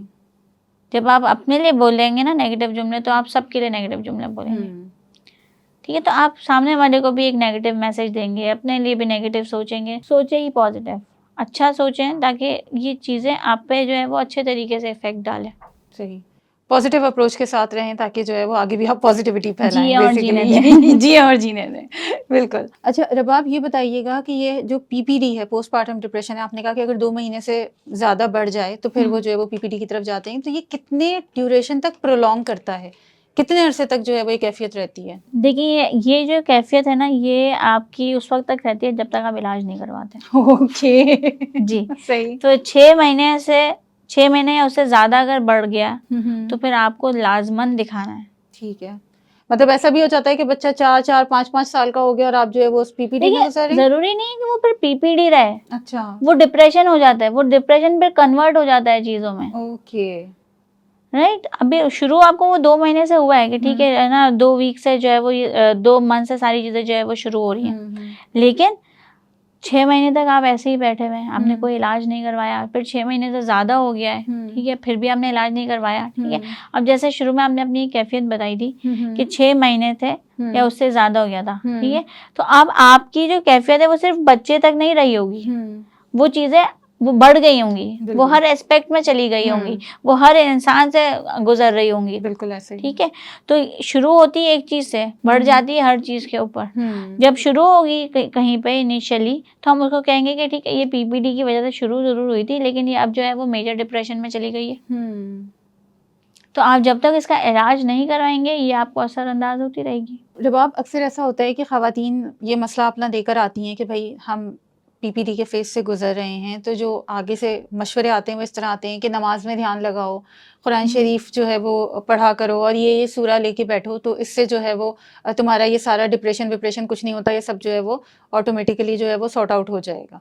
तो क्या वाकई में ऐसा होता है कि हम एक पीपीडी के पेशेंट को ये मशवरा दें और उससे जो है वो उसकी प्रॉब्लम रिजॉल्व हो जाए? देखिए ये बात बिलीव की है, बिल्कुल। ठीक है, लेकिन मैं थोड़ा सा एक बात ये कहूँगी कि जब पेशेंट डिप्रेशन का है ना, तो जैसे मैंने कहा कि वो अनहाइजीनिक है, उसका नहाने का दिल नहीं चाह रहा है, ठीक है, उसका खाना खाने का दिल नहीं चाह रहा है, उसका बस ये दिल है कि मुझे कोने में छोड़ दो, मैं सोती रहूं, मुझे कुछ नहीं करना है। तो डिप्रेशन का पेशेंट एक्चुअली में जो है वो बहुत ज़्यादा जो है वो लेथार्जिक फील करता है। अच्छा। ठीक है, आपके पास आपके बराबर में आपका मोबाइल पड़ा हुआ है, आप में इतनी हिम्मत नहीं है कि आप जो वो मोबाइल है हाथ बढ़ा के उठा सकें। उसमें भी आपको लग रहा है कि मेरी पता नहीं कितनी एनर्जी चली जाएगी। बेड से उठ के दरवाजा खोलने में आपको लग रहा है कि पता नहीं मेरी कितनी एनर्जी चली जाएगी। ठीक है, बिल्कुल नमाज वगैरह वो आपका अपना बिलीफ सिस्टम है, लेकिन अगर आप पेशेंट की तरफ या उसके दिमाग से सोचें तो उसके लिए बेड से उठना मुश्किल है। ठीक है, तो वजू करके नमाज पढ़ना उसके लिए आप सोचो उसके हिसाब से उसकी कितनी एनर्जी लग रही है। तो कभी कभार वो नहीं कर पा रहा होता, लेकिन हमारे घर का सिस्टम ऐसा होता है कि वो उसको इस चीज़ पर ताने दे रहे हैं कि तुम परेशान इसीलिए हो कि तुम नमाज नहीं पढ़ते हो। ठीक है, तो यहाँ पे आपको देखना है कि उसका जो है ना वो इतना मेंटल स्टेट ऐसा है नहीं इस वक्त कि वो जो है वो ये इबादत जो है वो अच्छे तरीके से अदा कर सके। जब आप कोई इबादत कर रहे हैं तो उसके भी कुछ रूल्स और रेगुलेशन है ना कि आपको पाक साफ रहना है। जिस इंसान को अपना होश ही नहीं है वो किस तरीके से जो है वो ये चीज़ कर पाएगा। यहाँ पर मुझे एक केस याद आता है कि दो केसेस थे, दो खवातीन थी, सीवियर मेजर डिप्रेशन था उनको। जब वो आई डॉक्टर के पास तो वो रो रही हैं, बस रो रही हैं। अच्छा, ये हमारे बहुत सीनियर डॉक्टर थे, बहुत सीनियर थे, ही वॉज अ साइकाइट्रिस्ट। और रोए जा रही हैं, कोई 20 मिनट तक रोती रही है और बाकायदा ये कह रही है कि मेरा खुदकुशी करने का दिल चाह रहा है, मुझे कुछ भी अच्छा नहीं लग रहा है और प्लीज़ आप मुझे दवाई दे दें और मैं एक तरीके से होपलेस हो गई हूँ बिल्कुल और मैं ठीक होना चाहती हूँ। तो ये एक उसके अंदर मोटिवेशन थी कि मैं ठीक होना चाहती हूँ क्योंकि ना मेरे बच्चे हैं 2 और मैं उनका ख्याल रखना चाहिए, मैं खुश रहना चाहती हूँ, ये सारी चीज़ें। डॉक्टर उनकी पूरी बात सुनते रहे और एट द एंड उन्होंने कहा कि बीबी उठो, जाओ नमाज़ पढ़ो जाके, सबसे हो जाएगा। अच्छा, ठीक है। वो उस औरत के दिमाग में डॉक्टर्स का इतना बुरा इमेज बन गया उसके बाद से कि वो अपने ट्रीटमेंट के लिए नहीं आई और बाकायदा उसने सुसाइड कर ली। हालांकि अगर आप देखें तो उसने कोई ऐसा जुमला नहीं बोला था, ठीक है, लेकिन उस डॉक्टर ने उसके जहन में क्या चीज़ पोर्ट्रेट कर दी कि whatever you are doing wrong और जाओ तुम उठो, नमाज पढ़ो, जाके जो है वो तौबा करो। क्योंकि उसने ये जुमला बोला था कि मैं अपने आप को, मेरा दिमाग में आता है कि मैं खुदकुशी कर लूँ। ठीक है, तो उसने उस गिल्ट में आके ये काम कर दिया। तो हमें अपने जुमलों पे बहुत फोकस करना पड़ता है कि हम क्या बात कर रहे हैं। सही। ठीक है, हम 1000 जुमले कहते हैं लोगों को कि तुम ऐसे हो, तुम वैसे हो, तुम ये नहीं करे, तुम वो नहीं करे, इसकी वजह से तुम्हारे साथ ये मसले हो रहे हैं, तुम जाओ उठो ना। आप अपने ना उसके शूज़ में अपना पैर रख के देखें, सोचें कि वो किस तरह से ऐसा फील कर रहा है, वो क्यों ऐसा फील कर रहा है, क्या ऐसी चीज़ें हैं लाइफ में जो इसकी वजह से वो ऐसा फील कर रहा है। जितनी कोशिश कर सकें सामने वाले का मसला हल कर सकते हैं आप करें। सही। आप एहसास करें तो आगे से उसको जितना रिलीफ मिलेगा शायद उसको ज़रूरत नहीं पड़ेगी कि वो किसी डॉक्टर के पास जाए। बिल्कुल, अगर वो पहले थेरेपी करा ले और उसके बाद फिर वो नमाज़ों की तरफ आ जाए तो ये उसके लिए भी जो है वो ज़्यादा बेनिफिशियल होगा। नमाज़ें वो देखिए फिर वही बात है कि नमाज वो पढ़ रहा है, वो नहीं पढ़ रहा है, वो किस वक्त पढ़ रहा है, वो उसका और उसके खुदा का मामला है। बेशक। ठीक है, मेरे हिसाब से हम कोई नहीं होते कि किसी को ये जज करने वाले कि वो नमाज नहीं पढ़ा इसकी वजह से उसके साथ ये मसले हो रहे हैं। ठीक है, वो इस वक्त इस कैफियत में नहीं है कि वो नमाज जो है वो पढ़ सके। एक पेशेंट आया हमारे पास, ड्रग्स का पेशेंट था, ठीक है। अब ड्रग्स के पेशेंट को आपने देखा होगा कि उनको वो इतने अनहाइजीनिक होते हैं, कुछ उनको बहुत होश नहीं गंदे होता। बिल्कुल। और उसकी अम्मी उसको सिर्फ और सिर्फ सर पे जूते मारी थी बैठकर वेटिंग एरिया में कि तुम नमाज नहीं पढ़ते ना, इसकी वजह से ये सब चीजें होती हैं, ठीक है, तुम नमाज पढ़ोगे तो ये सब चीजें नहीं होंगी। अब उसको होश ही नहीं है, उसको जूते पड़ रहे, उसे हो क्या रहा है। तो अब आप मुझे बताएं कि जब किसी इंसान को बुखार होगा, नज़ला होगा, तो क्या हम उसको ये बात कहते हैं कि तुम नमाज पढ़ो सही हो जाओगे? तो अल्लाह ना करे किसी को कैंसर होता है तो हम उसको ये बात कहते हैं, या फिर हम उसको कहते हैं कि तुम्हारा इलाज करवाना ज़रूरी है, तुम्हें कीमो पे लेके जाना ज़रूरी है, ठीक है, तुम्हें एंटीबायोटिक्स देना ज़रूरी है, हम ये कहते हैं ना। तो जब हम किसी जहनी मसले की वजह से परेशान हैं या किसी जहनी दबाव का शिकार है, किसी मेंटल इलनेस का शिकार है, तो हम क्यों जो है वो लोगों के बिहेवियर्स को जज करने लग जाते हैं कि ये बंदा नमाज नहीं पढ़ रहा तो ऐसा है। मे बी वो नहीं कर पा रहा है, he is unable to do it. उसकी वो जो है वो हेल्पलेसनेस को समझें आप। जब आप उसकी हेल्पलेसनेस को समझेंगे, जब आप उसको समझेंगे, तब आप जाएंगे उसके एहसासात को समझेंगे, तब आप जाएंगे और तब आपको पता चलेगा कि ये वाकई में कर नहीं पा रहा है ये। और मैं आपको सीरियस बता दूं, डिप्रेशन एक ऐसी चीज़ है, ये बहुत बड़ा नाम है कि आपके बराबर में आपका मोबाइल पड़ा हुआ है, आपको इतनी हिम्मत नहीं होगी कि आप इस मोबाइल को उठा सकें। तो अब आप ये सोचें कि मैं एक छोटे मोबाइल को उठाने की बात कर रही हूँ और यहाँ पर एक बच्चा है जिसकी माँ उससे एसोसिएटेड ही नहीं है, वो उससे किस तरीके से जो है वो बात करेगी, किस तरीके से उससे जो है वो देखेगी भी किस तरीके से, वो डिप्रेशन में। सही बात है बिल्कुल। ये अगर आप देखते हैं ना पेन, तो आपको लिटरली आपको रोना आएगा उनकी तकलीफ देख कर के। ये बहुत दर्दनाक चीज़ है एक तरीके से। फिजिकल इलनेसेस दिख जाती हैं, पैर में दर्द है, हाथ में दर्द है, पैर सूजा हुआ है, हाथ सूजा हुआ है, सर फट गया है, मेंटल इलनेस नहीं दिखती। हम उन मसलों का इलाज करते हैं जो हमें दिख नहीं रहे होते। आप उन जख्मों को सी रहे हैं, या आप उन जख्मों से जो है वो बर्दाश्त कर रहे हैं जो आपको नजर नहीं आ रहे। बिल्कुल। तो वो बहुत ज़्यादा डीप होते हैं कभी कभार। तो आप अगर एहसासात करेंगे तो आपके रिलेशनशिप भी अच्छे हो जाएंगे। तभी हम बार बार कहते हैं कि आपका सपोर्ट सिस्टम मैटर करता है। एक दूसरे का एहसास तो करें। सही। सास क्यों उठ के बार बार ये कहेंगी कि ना हमने तो इतने बच्चे पैदा कर लिए, हमें कुछ नहीं हुआ, इसका एक बच्चे में ये हाल हो गया। भाई आप एहसास करें उसका जो पेन है उसका एहसास करें। क्या आप अपनी बेटी से ही बात कहेंगी? बिल्कुल। ये तो फिर वही बात है कि घर की जिसका है उससे ऐसी बात नहीं होगी। तो दिस इज वेरी इंपॉर्टेंट कि अगर आप किसी को बोल रहे हैं ना कि तुम्हारा घर है, हम तुम्हारी फैमिली है, तो उससे फील कराएं फैमिली, उससे फील कराएं आप ही का घर है। बिल्कुल सही। उससे ये नहीं फील कराएंगे तुम जो हो वो कोई और हो बाहर और से हम जो है वो अलग लोग हैं, तुम्हें एडजस्ट करना पड़ेगा हमारे अंदर। जो हम हम जो एग्जाम्पल्स की बात कर रहे थे उसमें क्या था, वो लड़की को बार बार कॉन्स्टेंटली वर्बली अब्यूज किया जा रहा है, बार बार उसका हस्बैंड उस पर हाथ उठा रहा है कि तुम्हें हमारे साथ एडजस्ट करना पड़ेगा, हम 8 लोग तुम्हारे साथ एडजस्ट नहीं करेंगे, राइट। तो क्या था, एट द एंड क्या हुआ, खत्म हो गई शादी। फिर ऐसी शादियां चल भी नहीं सकती है ना। आप कितना किसी को प्रेशराइज करेंगे कि हमारे हिसाब से पूरा अपने आप को मोल्ड कर लो। हालांकि वो उसकी बेसिक नीड्स थी, वो बेसिक नीड्स पूरी नहीं हो रही थी। अगर उसको एक वॉशरूम चाहिए तो उसको एक वॉशरूम नहीं मिल रहा है। अगर उसको खाने में राइस चाहिए तो वो उसको कह रहे हैं कि हम तुम्हारे हिसाब से जो है वो अपने आप को मोल्ड नहीं करेंगे, हम तुम्हें वो चीज़ नहीं देंगे, तुम्हें वो करना पड़ेगा जो सब कर रहे हैं। तो इतना हार्श बिहेवियर नहीं हो सकता है। ठीक है, आपने ये मान लिया कि अगर एक लड़की है वो 8 लोगों में आके अपने आप को उसको एडजस्ट करना पड़ रहा है, ठीक है, एडजस्ट करना अलग है, ठीक है, लेकिन अगर आप किसी को इतना फ्लेक्सिबल समझें कि आप उसको तोड़ ही दें, वो चीज़ अलग है। क्या एक होता है ना कि एक फ्लेक्सिबिलिटी है, एक लेवल तक बैंड स्केल है, एक हद तक बैंड हो सकता है, इसके बाद वो टूट जाता है। सही बात है। ठीक है, तो ये तो फिर भी इंसान है। तो आपको अब हर चीज़ को देखना पड़ेगा। जैसे जैसे आपका टाइम बढ़ रहा है आगे, वैसे वैसे मसले भी बढ़ रहे हैं आगे।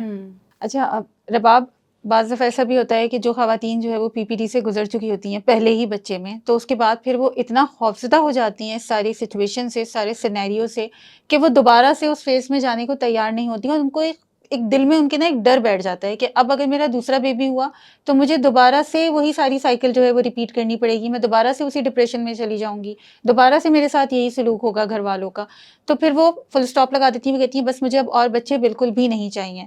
अब वो ये कह रही है, लेकिन हस्बैंड ये कह रहा है कि नहीं जी मुझे तो बच्चे और चाहिए। ज़ाहिर है दोनों का अलग अलग फ्रेम ऑफ माइंड हो सकता है, और फिर ऐसी सूरत में फिर वो रिश्ते में नाचाकी आती है, और अक्सर जो है वो रिजल्ट जो है वो सेपरेशन की सूरत में निकलता है। अच्छा, मैं आपको इसमें ना एक केस बताती हूँ। केस हमारे पास आया था क्योंकि मैं मैरिज काउंसलर हूँ, तो मेरे पास ये केस आया था। केस यही आया था कि ये जो हैं ये हर वक्त रोना है इनका, अगर मैं इनके करीब जाता हूँ तो ये रोने लग जाती हैं, और ये जो है वो पैनिक अटैक्स में चली जाती हैं। ठीक है, तो ये बिल्कुल नॉर्मल नहीं है, और मैं जो है वो दूसरी शादी करना चाहता हूँ। सही। ठीक है, पहले तो वो औरत जो है वो, क्योंकि वो एक क्या कहेंगे मशरी की औरत है, तो उसने कुछ नहीं बोला। उसने बोला कि आप इनकी, मैं इनको इजाज़त दे रही हूँ कर लें दूसरी शादी।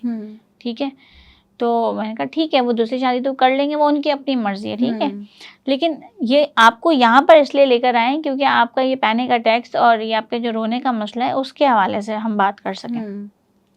जब उसने खुलना शुरू किया तो उसने ये बताया कि मैं ये रिलेशनशिप बनाना ही नहीं चाहती अब। ओके।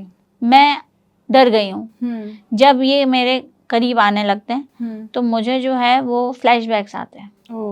उसी फेज में वापस चली जाती है। किस चीज़ में? हाँ, किस फेज में चली जाती हैं कि जब उनकी जो है वो डिलीवरी हुई थी और ये सारी चीज़ें जो है वो उन्होंने फेस की थी, घर का माहौल ऐसा था, उनकी सास उनको मारती थी या व्हाटएवर जो भी था। ठीक है, तो मुझे वो सारे फ्लैशबैक्स आते हैं कि ये मुझे दोबारा से ये पेन वापस बर्दाश्त करना पड़ेगा। ठीक है, जो उसके हिसाब से जो उसकी बॉडी इस वक्त बर्दाश्त नहीं कर सकती। सही। ठीक है, तो इसकी वजह से उसने अपने हस्बैंड को अपने आप से दूर कर लिया था।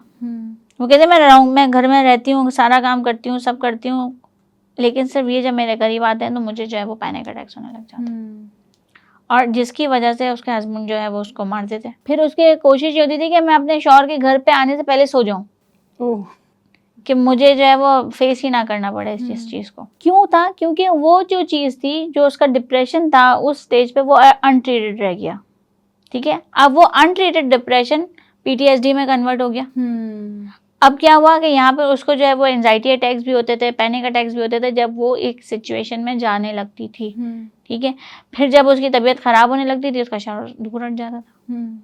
तो ये एक तरीके से उस चीज़ से बचने का तरीका था। तो ऐसा होता है, बिल्कुल होता है कि आपकी जो एक चीज़ है वो एक इनिशियल स्टेज पे अगर अनट्रीटेड रह गई है तो आगे जाके वो डिफरेंट चीज़ों में कन्वर्ट हो सकती है, डिफरेंट फेजेस में आ सकती है। तो इट इज़ वेरी इंपॉर्टेंट कि आप इनिशियली जो है वो उसका इलाज करवाएं। एक बुखार है, ठीक है, अगर आप एक बच्चे को रात को 100 बुखार है तो आप 102 होने का वेट नहीं करेंगे कि बढ़ जाएगा फिर दवाई दूंगे, आप फौरी तौर पे उसको दवाई देंगे। ठीक है, तो अगर PPD के मसले हैं, जिसको हम पोस्टनेटल डिप्रेशन भी कहते हैं, या फिर हम जो है वो बेबी ब्लू के मसले कह रहे हैं, तो आप इसको इनिशियली काउंसलिंग करवाएं, इनिशियली इसको खत्म करवाएं। आप इसको क्यों बढ़ा रहे हैं? सही, यानी कि हम जितना इसको स्ट्रेच करेंगे उतना ही ज्यादा ये उतना ही ज्यादा ये बढ़ेगा, उतना ही ज्यादा फैलता चला जाएगा अगर हम इसका बिल्कुल बिल्कुल ऐसा ही। और मेंटल इलनेसेस की ना एक और ये चीज मैं आपको बताऊं कि किस तरीके से होता है कि बुखार शायद इतनी तेजी से नहीं फैलता, लेकिन अगर घर में कोई एक इंसान ज़हनी तौर पे परेशान है, बीमार है, तो आधा घर पागल हो जाता है। ये बात तो है। जो साथ रहने वाले होते हैं वो भी सफर कर रहे होते हैं, जो साथ रहने वाले होते हैं वो ज्यादा सफर कर रहे होते हैं। ठीक है, वो उसको देख रहे हैं इस कंडीशन में, वो कॉन्स्टेंटली उसके बिहेवियर चेंज हो रहे हैं, मूड चेंज हो रहे हैं। वो घर वाले बच्चे खास करके एप्रीहेंसिव हैं, अभी अचानक से थोड़ी देर बाद पता नहीं क्या होगा, अभी हंस रहे हैं, अभी खेल रहे हैं, अभी चीखने चिल्लाने लग जाएंगे। तो साथ में रहने वाले ज्यादा सफर कर रहे होते हैं। बिल्कुल सही। ठीक है, तो अगर आपको ऐसा लग रहा है कि किसी एक इंसान को घर में कोई जहनी मसला है तो आप उसका फौरी तौर पे इलाज करवाएं। आप उसको क्यों स्ट्रेच कर रहे हैं? सही, यानी कि ये जैसे ही आपको हल्का सा भी आपको कोई सिम्टम नजर आए, अलार्मिंग लग रहा है कोई भी सिम्टम, और मैं बोलूँगी 2 हफ्ते मैक्स 15 दिन तक एक ही चीज चल रही है अगर, ठीक है, तो आप उसको लेकर आए। आप लेकर आए, आप बोले भाई ये मसला है और ये हल नहीं हो रहा है। इनिशियल स्टेज के ऊपर ही आप उसको ग्रिप कर लें और उसका वहीं से जो है वो आप उसकी थेरेपी स्टार्ट करवा दें। क्योंकि ऐसा ना एक सिम्टम बढ़ता जाता है, ऐसा नहीं कि कम हो रहा है, हर रोजाना एक सिम्टम बढ़ता जाएगा या इंटेंसिटी बढ़ती जाएगी। किसी दिन आपकी नींद खराब चल रही है तो 2 दिन तक नींद खराब है, फिर आप फ्रस्ट्रेशन होना शुरू हो जाएगी क्योंकि आपको नींद नहीं आ रही है, तो आपके मूड स्विंग्स भी आना शुरू हो जाएंगे। ठीक है, गुस्सा बढ़ गया, रोना बढ़ गया, खाना खाने का दिल नहीं कर रहा आपका, नेगेटिव थिंकिंग आपकी स्टार्ट हो गई है।